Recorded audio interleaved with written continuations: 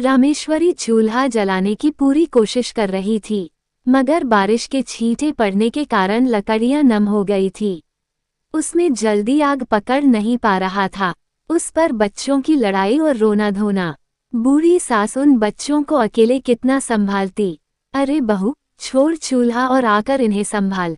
मुझ बुढ़िया से तो ये चुप होने से रहे। सास की बात सुनकर रामेश्वरी बच्चों को देखने आ जाती है। बच्चों को चुप कराकर उन्हें शांत बैठने का सख्त आदेश देती है। 4 बच्चे थे रामेश्वरी के, बड़े बेटे के बाद 2 बेटियां और फिर एक बेटा सबसे छोटा। रामेश्वरी ने तीसरी तक ही पढ़ाई की थी। माँ पिता ने इसके आगे नहीं पढ़ाया। यौवन के आने के साथ ही उसकी शादी ब्रजेश से कर दी गई।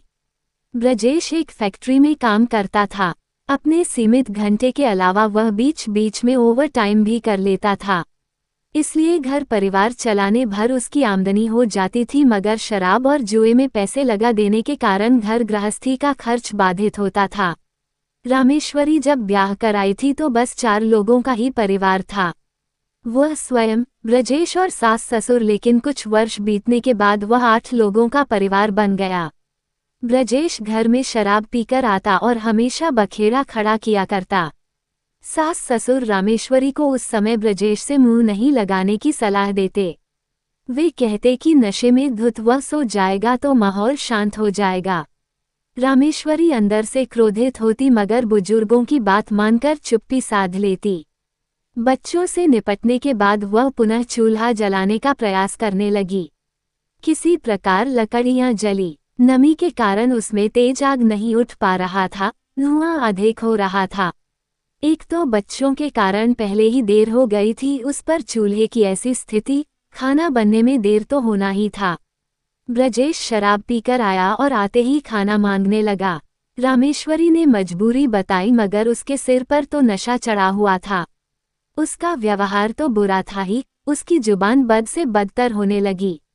एक तो बच्चों की किचकिच, उस पर चूल्हे का हाल। रामेश्वरी तो पहले से ही अपनी खींच दबाए हुए थी। आज ब्रजेश का व्यवहार उसकी बर्दाश्त के बाहर हो गया। उसने भी पलटकर जवाब दिया। ब्रजेश को पत्नी का ये रूप नागवार गुजरा। उसका क्रोध तीव्र हो गया। इधर रामेश्वरी का गुस्सा भी बढ़ गया। उसे सास ससुर ने शांत करना चाहा, मगर आज जाने क्या हो आया कि रामेश्वरी आपे से बाहर होकर उन्हें भी जवाब दे डालती थी। बस, मुझे समझाना बंद कीजिए। हर बार मुझे ही क्यों समझाया जाता है?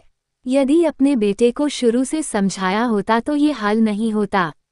ब्रजेश के माता पिता को बहू से इस व्यवहार की उम्मीद नहीं थी। अचानक से बहू का बदला रूप देखकर वो भी सकते में आ गए। माहौल को शांत करने के ख्याल से वे अपने बेटे को समझाने लगे, लेकिन बेटा तो उनकी बात सुनने से रहा। बहस से गाली गलौज होते छोटी सी बात बड़े झगड़े का रूप ले लेती है। रामेश्वरी कुछ अन्य दुखद परिस्थितियों से भी गुजरी। जिन घरों में वह काम करने जाती थी, वहां के पुरुष तो कभी मोहल्ले वाले या अन्य जाने कितने ही लोगों की बुरी नज़र उस पर पड़ी। उस पर महिलाओं के बुरे वचनों की बौछार भी यदाकदा हो जाती। अपने चरित्र को बचाए रखने की जद्दोजहद में उस पर कितनी बार लांछन भी लगे, मगर वह स्वयं को दृढ़ बनाए रखती। कभी कभी वह स्वयं समझ नहीं पाती थी कि उसमें इतनी क्षमता आई कहाँ से, जो हर परिस्थिति से गुजरते हुए भी दृढ़ बनी हुई है। रामेश्वरी को समय बीतने के साथ जवान होती बेटियों को ब्याहने की भी चिंता होने लगी। बिना पिता के अकेली माँ की बेटियां कौन विवाह करेगा? उसने 2-1 जगह बेटी की शादी को लेकर बातें भी की, लेकिन उसकी स्थिति को देखते हुए बेटी के लिए अच्छा रिश्ता मिलना कठिन लग रहा था। बड़ा बेटा परिस्थितियों और जिम्मेदारियों के कारण अपनी उम्र से अधिक परिपक्व हो गया था। वह घर चलाने में बराबर मां का सहयोग कर रहा था।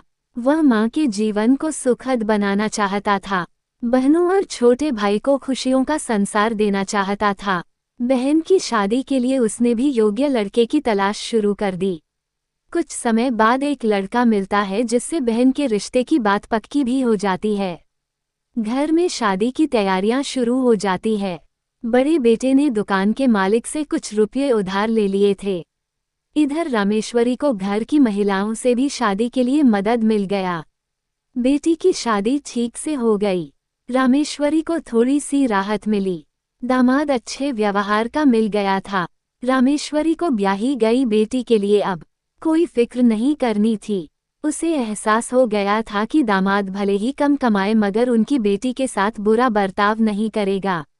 अब रामेश्वरी अपने दूसरे बच्चों और सामान्य दिनचर्या में लग गई। अब तक छोटे बेटे ने भी अपना पॉकेट खर्च निकालना शुरू कर दिया ताकि छोटी छोटी चीज़ों के लिए माँ और भाई से मांगना न पड़े। वह अखबार बांटने का काम करने लगा। अब हर सुबह घरों में अखबार बांटने के बाद वह पढ़ाई करने जाता। जिंदगी सही सही चल रही थी कि वक्त ने पुनः करवट बदली और रामेश्वरी के समक्ष टीस और दुविधा से भरा पल यक्ष प्रश्न की भांति खड़ा हो गया। हुआ यूं कि अचानक एक शाम घर पर ब्रजेश का आगमन हो गया। बच्चे तो उसे पहचान नहीं पाए कि वही उसके पिता हैं मगर रामेश्वरी अपने पति को पहचान गई और यूं सामने देखकर अवाक रह गई। ब्रजेश की स्थिति बहुत खराब हो चुकी थी।